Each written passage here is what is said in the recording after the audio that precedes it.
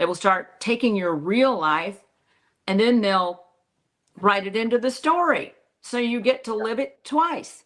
Well, okay, so in real life, my 19-year-old son, he used to go to all these concerts. He wanted to be a DJ. He was like the typical 16-year-old. And we were living near Vegas. I used to commute to LA because I hated LA.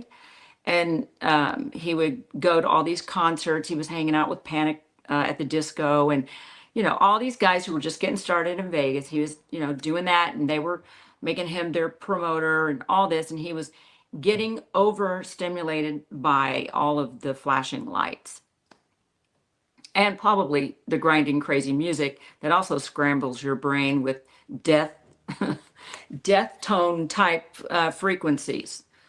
I would like to talk about that sometime. But he ended up getting epilepsy from it. And by the time he was 19 and a half, it killed him because he went outside to get phone reception at our house in Vegas. And he had a seizure at the moment he was getting reception, and he fell in the pool and no one was there. Unfortunately, his brother had to find him. But the next thing I know, in the script, one of my daughters dies.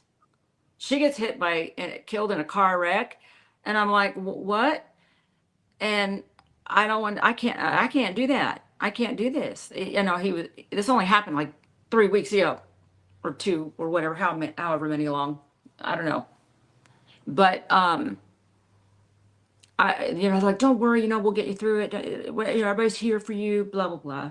Well, each day I noticed I was getting later and later coming to the set. I mean, my body was saying, don't do this. Do not relive this, because you're going to have to use real life to get the tears to flow. You're going to, it's just too much. You're going to have a meltdown or something. And so there was a lot of talk.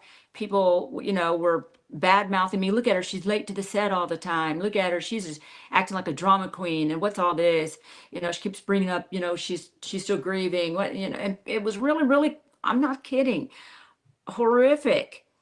And then they wrote a scene where I'm supposed to go to the morgue to identify my daughter, which everybody knows was what any parent would really have to do. And I did have to go through that.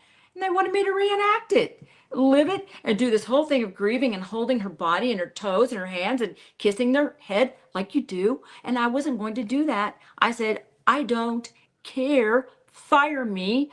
Goodbye. This ain't happening.